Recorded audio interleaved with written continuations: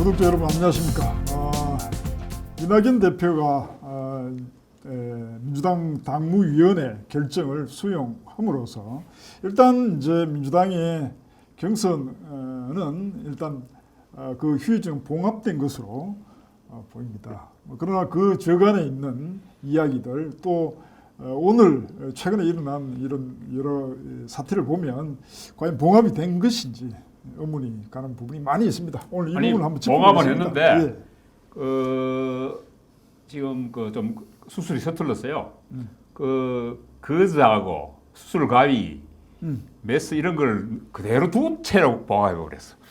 그게 다 끝으로 봉합해야 되는데. 그 소위 말하는 뱃속에 가위 들어있는 그런 봉합. 그렇지. 그게 어려사고가 날 수 있어 이게 지금. 예. 그리고 뭐 또 강성지지층들 뭐 예. 소송도 예고하고 있고 뭐 오늘 뭡니까 오늘 뭐 마지막 회단식 하면서 뭐 또 여러 이야기 있었다는데 한번 전체 아니 뭐 강성지지층이 지금 가처분 신청도 했다고 해요. 예. 그리고 뭐 이낙연 후보 본인도 상당히 지금 오늘 그 좀 작심 발언을 해단식 하면서 그 작심 발언을 하고 갔어요. 제가 잠깐 말씀드릴까요? 어디로 갔습니까? 뭐 강원도 간답니다. 강원도 간다는데 예. 아니 선대위원장 뭐 맡아야 되는 거 아닙니까? 뭐 그렇게 하기로 선대위원장 안 할 것 같아요. 예. 절대 안 할 것 같아. 왜 안 할 것 같은지 물어보이소. 좀 물어보이소. 아니 사회자가 좀 물어보고 우리가 이야기해. 딱 알고 있지 않습니까? 이 이제 이재명이 후보 뭐 문제가 생기면 내가 이제 후보로 그랬다 뭐 이런 비플랜 이야기 아닌가 싶은데 하여튼 뭐 그 경과. 근데 이게 이렇습니다. 그 선거를 하든 어떤 게임을 하든 지는 사람이 흔쾌하게 져야 돼요. 그게 승복이거든요. 그래, 내가 받아들인다. 나의 패배를 인정한다. 이렇게 돼야 그게 승복이 되고 그 결과가 봉합이 되는 거예요. 근데 지금 뒤끝이 흐리잖아요. 이낙연 후보는 당무회의 결과를 받아들인다는 거예요.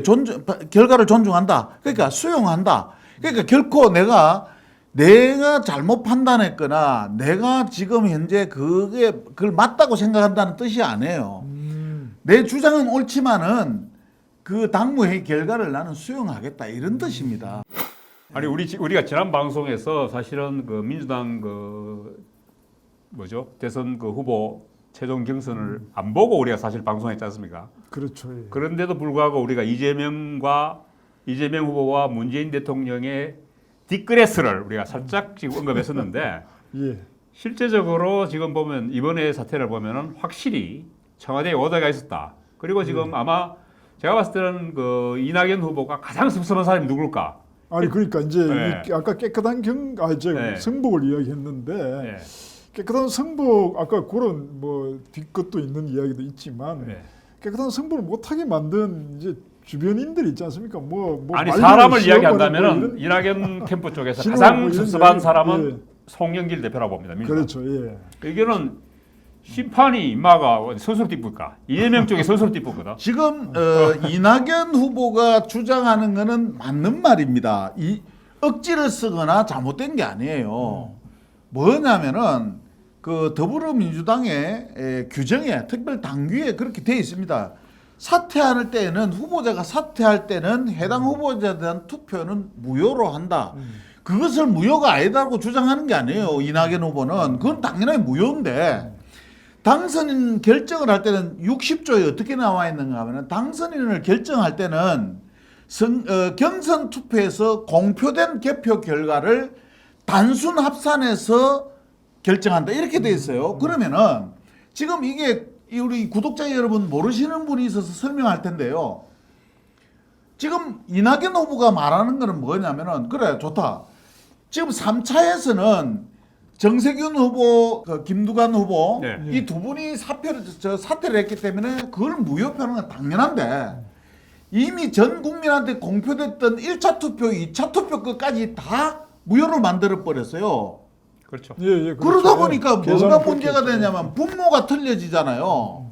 그러니까 결국은 이낙연 후보가 주장하는 그게 맞는 거예요. 그러면 결국은 좀 더 이낙연 후보가 한 번 더 하면 이긴다는 보장은 없어요. 그렇지만은 과반이 아니라는 주장은 정확한 산수로서 정확한 거예요. 그런데 문제는 송영길 대표라든가 청와대라든가 서둘러서 빨리 확정 지은 거예요. 예, 그렇죠. 예, 아니 이제 주저앉히려고 하다 보니까 이제 송영길 대표 같은 경우에는 이낙연 후보 지지자들 특히 그 서른 그 선대위원장 선거대책 본부장인지 위원장인지 모르겠습니다만은 그런 사람들을 이낙연 캠프에 있는 인물들을 일베 같은 사람들이다. 아 이런 식으로 비난을 해버렸거든요. 그래서 사실은 오늘 이낙연 대표가 14일입니다. 오늘이 그 해단식에서 작심 발언을 좀 했어요. 제가 잠깐 워딩을 그대로 한번 말씀드리면은 다시는 안 볼 사람들처럼 모멸하고 인격을 짓밟고 없는 사실까지 끄집어내서 인간으로서 잔인할 뿐만 아니라 정치할 자격이 없는 짓이다 이야기했어. 그리고 또 지지해준 국민을 절대 폄하하면 안 된다. 이게 사실은 송영길 대표에 대한 직접적인 불만이 표시도 있고 저는 이게 청와대를 향한 간접적인 불만의 표시도 있다고 저는 봅니다. 해단식에서는 뭐 이렇게 간단해야 되지 않습니까? 네. 뭐 승복한다, 축하한다, 원팀 이루자 뭐 이렇게 돼야 되는데 예. 정말 뒤끝 있는 이야기를 했네요. 아니, 근데 예, 근데 또 한 사람도 있지 그 않습니까? 뒤끝에 또 그 뒷말이 또 있어요. 예. 내 마음에 맺힌 게 있어가지고 이 정도만 한다 이야기했어요. 더 심하게 할 수도 있는데 이 정도만 한다 이야기한 거예요. 그런데 이낙연 예. 후보나 이낙연 후보 측의 캠프에서는 이렇게 억울해할 수밖에 없는 이유가 있습니다. 지금 이낙연 후보와 이재명 후보 간의 격차는요. 1차, 2차, 3차 세 번의 투표를 할 때 1차, 2차를 이재명 후보가 이낙연 후보보다 더블 스코어로 가진 않았어요. 많이 이기기는 했는데 더블 스코어로 가진 않았습니다. 뭐 꾸준하게 예. 5, 많이 정도로 엄청나게 많이 예, 이기긴 했어도 더블 스코어로 가진 않는데 이번에는 3차 투표는 대장동 사건이 대장동 사태가 나고 나서는요. 예. 지금 62대 28로 더블 스코어 이상이 나고 네. 나는 정도로 해가 이낙연 후보가 압승을 했단 말이에요. 그래서 그러면은, 아까 만약에 결선 갔으면 그 분위기라는 게 있지 않습니까? 달라지죠. 완전히 분위기라는 달라지죠. 게 아니, 달라질 수도 있었고 달라질 또 어떻게 가능성도 보면 있었다. 화천대유 천화동인이 한 열흘만 먼저 터졌으면은 어떻게 됐을지 모른다는 얘기도 나와요. 예. 그래서 이낙연 후보가 지금 억울해하고 안타깝게 생각하는 거는 보통 이런 결과가 나올 때는 의제기가 있을 테고 또 그 부분에 대해서는 또 어느 정도 텀을 두고 마음을 깔아앉히고 수습을 하는 그런 분위기가 있어야 되는데 이게 서둘러서 너무 당대표도 서둘러서 추천 공천장을 줘버리고 청와대에서도 서둘러서 메시지가 아니 나갔단 그런데 말이에요. 이런 부분이 우리가 사실 뭐 비판할 건 없어요. 예. 그런데 정권 교체를 바라는 쪽에서는 이 상당히 호재예요. 예, 어쨌든 간에 오히려 지금 그렇죠. 민주당이 원팀이 안 되고 분열이 된다는 것 자체가 저는 사실은 이낙연 후보 측에서 이렇게 불만을 가질 수 있도록 그리고 이게 경선 관리가 송영길 대표 굉장히 거칠게 해준 것 자체가 국민의힘 쪽이라 야권에서는 굉장히 지금 상수를 들고 환영해야 될 이야기라고 저는 그 보거든요. 예측됐잖아요. 원래 네. 이낙연 지지층은요. 네. 이재명한테 가는 것보다는 윤석열 쪽으로 오는 게 표가 많다고 네. 뭐 여론조사나 이런 데 나왔잖아요. 그래서 네. 지금 봤을 때는 저는 이 부분에 이재명, 송영길이 이렇게 할수록 그 옆에 또 청와대까지 이제 그들은 뭐 해서 춤으로 해서 저는 국민의힘은 좋아졌다 봅니다.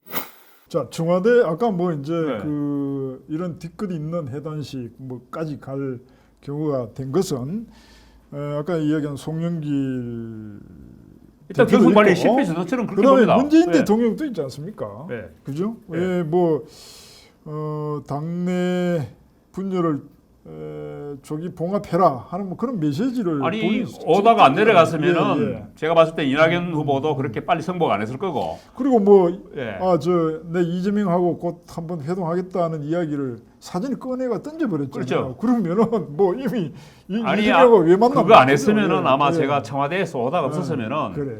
그까지 예상했었거든요. 당무회의가 안 될 거라까지 이낙연 캠프 쪽에서 예상하고 있었어요. 그렇죠. 그런데도 당무회의 열리기 전에 선복한다는 메시지를 먼저 내버렸거든요. 그러니까. 왜 그랬을까 하면은 저는 청와대에 오다가 있었다 봅니다. 분명히.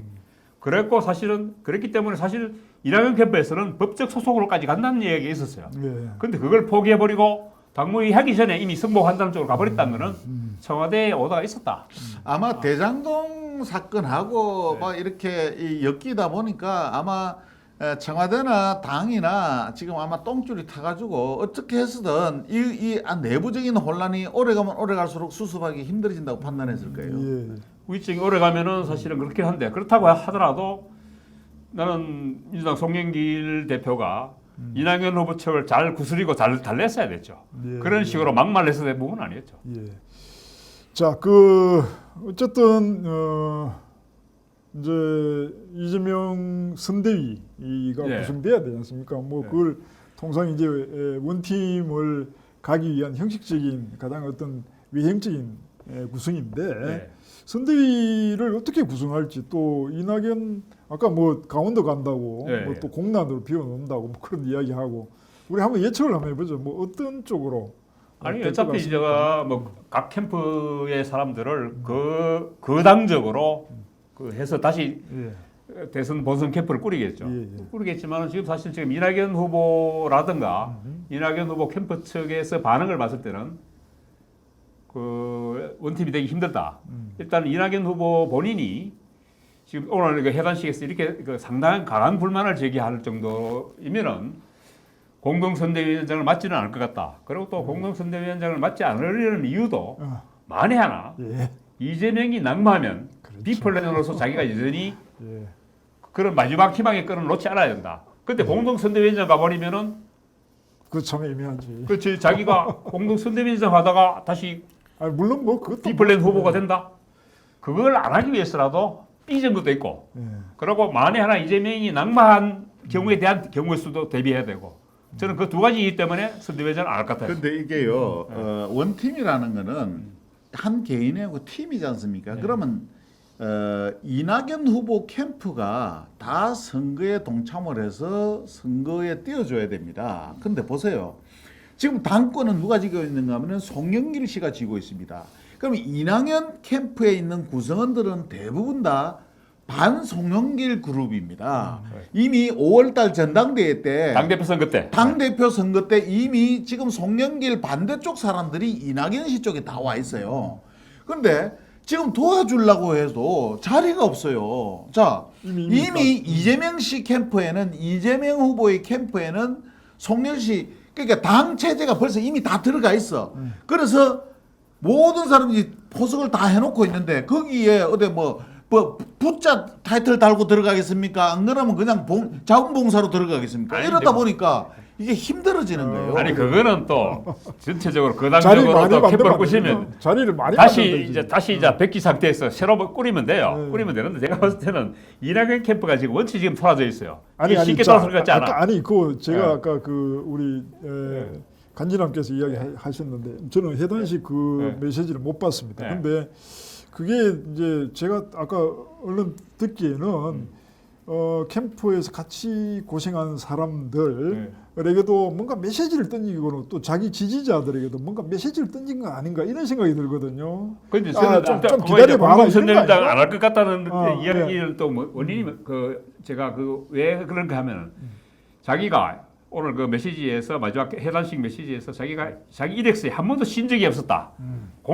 이력서에 공란을 둔 적이 없었는데 처음으로 공란을 두겠다. 그 메시지 엄청난 메시지 공란을 아닙니까? 두겠다는 거는 어. 공동선대위원장이라든가 당 캠프에서 무슨 자리를 안 받겠다는 거거든. 이력서에 그걸 안 올리겠다는 이야기야. 그럼 지지자들이 뭐라고 지금 뭐 메시지 던진 게 예. 내가 기다려봐라. 곧 돌아올 것이다. 그렇지. 이건 I will be back.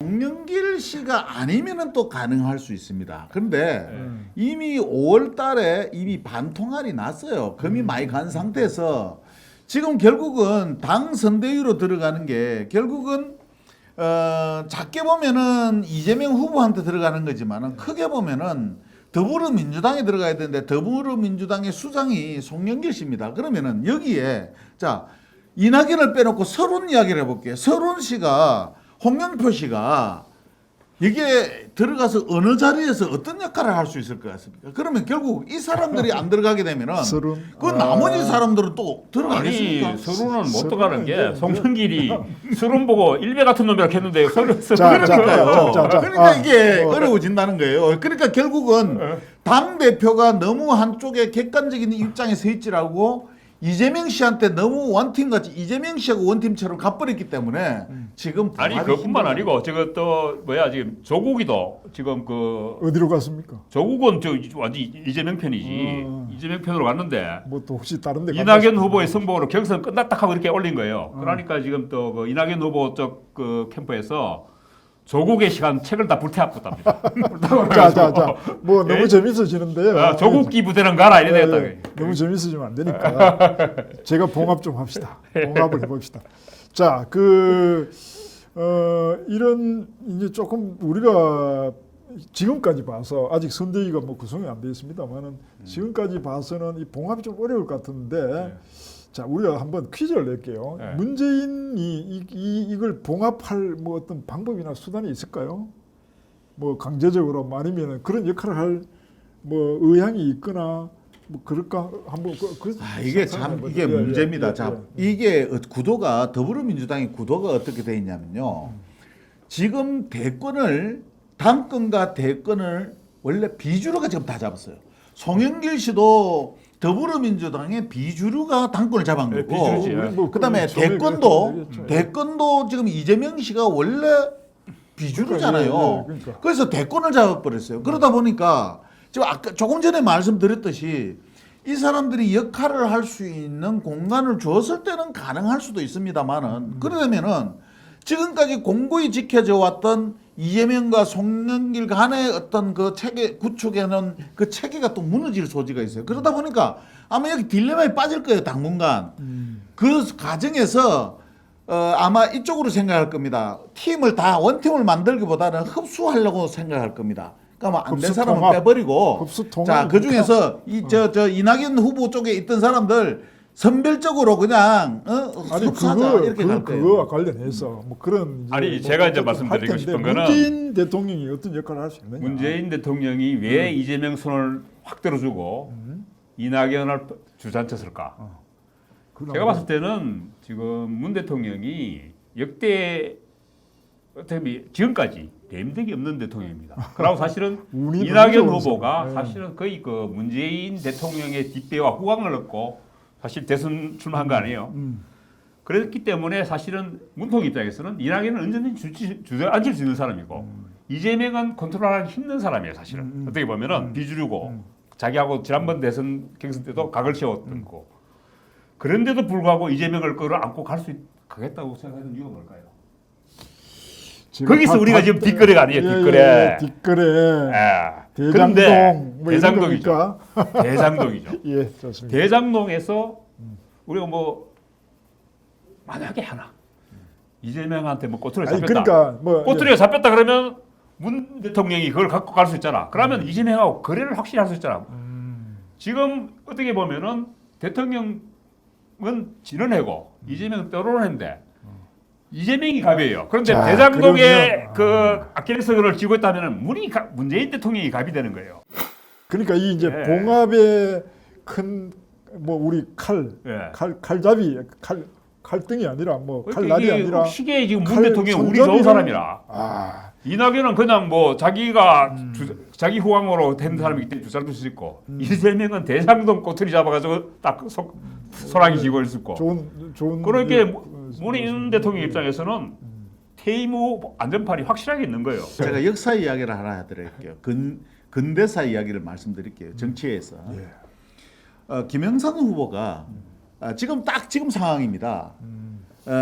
어떻게 됐냐면은 결국은 전두환 노태우 후보가 결국은 김영삼 후보를 내세워서 갈 수밖에 없었잖아요. 김영삼 후보는 대통령이 되고 나서 어떻게 했습니까? 전두환 노태우 두 사람을 교도소 보냈습니다. 지금 그거를 문재인 정부에서는 지금 두려워하고 있어요. 딱 이게 전철입니다. 그런데 김대중 두 후보는 대통령을 그만두고 나서 온전했지 않습니까? 왜 그런 줄 아십니까? 김영삼 씨가 전대훈, 노태우 두 사람을 교도소 보내고 나서 김대중 씨하고 말년에 합의를 봅니다. 전두환, 노태우 두 사람 사면을 김대중 씨하고 합의를 봅니다. 김대중 씨는 그때 당시에 야당 후보였어요. 그 사면을 합의를 보고 나서 그냥 이 김대중 씨가 대통령이 됩니다. 결국은 지금 잘 판단해야 될 게 문재인 정부가 문재인 후보가 교도소 안 갈 방법을 찾는데 지금 이재명 씨하고 손잡아서 안 갈 것인지 그렇지 않으면 야당 후보하고 손잡아서 안 갈 것인지 하는 판단을 잘 해야 돼요. 근데 지금 혹자든 이렇게 봅니다. 이재명 씨가 대권을 잡으면 문제는 백발백중 교도소 간다고 보고 있어요. 아니 그래서 지금 아니, 지금 하나 지고 있잖아. 그래서 대장동 불 지고 아직까지 있잖아. 안 끝난 겁니다. 지금 상황을 그래서 B 플랜이 이낙연이가 어떻게 될지 아직 아무도 모른다는 그 거예요. 칼자루도 문재인이 쥐고 있네요. 그렇죠. 아니 그 대통령 대개는 어. 해줄 수 없어도 예. 현직 대통령이 아무리 힘이 없어도 후보 교체까지도 지금 자꾸 안 있다고 되게 보여지고 할 있는데. 태클은 걸 수 있어. 태클 걸 수 있는 힘은 있거든. 자 그러면은 예. 이건 뭐 지난번에 우리가 예. 이제 또 하나 제가 겸 질문을 드리겠습니다. 예. 그러고 마무리하겠습니다. 이번에 이번 이낙연 해단식에서도 뭐 지지자들에 대한 메시지 있었을 테고 지지자들도 이렇게 뭐 많이 이제 뭐 원료 자체가 조금 결이 다른 층들이지 예. 않습니까? 자 이낙연을 지지했던 표들이 이 국힘당으로 좀 올까요? 어떻습니까? 많이 그거 간다고. 하고 뭐 마무리합시다. 예. 저는 뭐 어느 정도 갈지 모르겠는데 이거 어차피 원팀, 근데 본선이 원팀 가봐야 아니죠? 알겠는데 일단은 그 국민의힘을 지지하지는 않더라도 적어도 이재명을 지지하지 않을 표들이 상당수 있다. 저는 뭐 그렇게 봅니다. 그것은 그게 그대로 가야만 그게 봉합 아닙니까? 그렇죠. 뭐 위에 뭐 선대위를 어떻게 구성하고 이게 아니라 그렇죠. 표가 온전히 그쪽으로 가는 게 원팀이 되는 거지. 뭐 아마 이 원팀 구성과 관련된 또 그 파열음 또 그것이 미치는 파장 이 부분에 대해서는 앞으로도 종종 구독자 여러분에게 또 같이 이야기를 국민의힘은 좋아졌지. 뭐 갑자기 나누는 시간을 이미지 됐지 뭐 갖도록 지금. 하겠습니다. 뭐. 예, 이게 참 재밌습니다. 예, 마치겠습니다. 고맙습니다.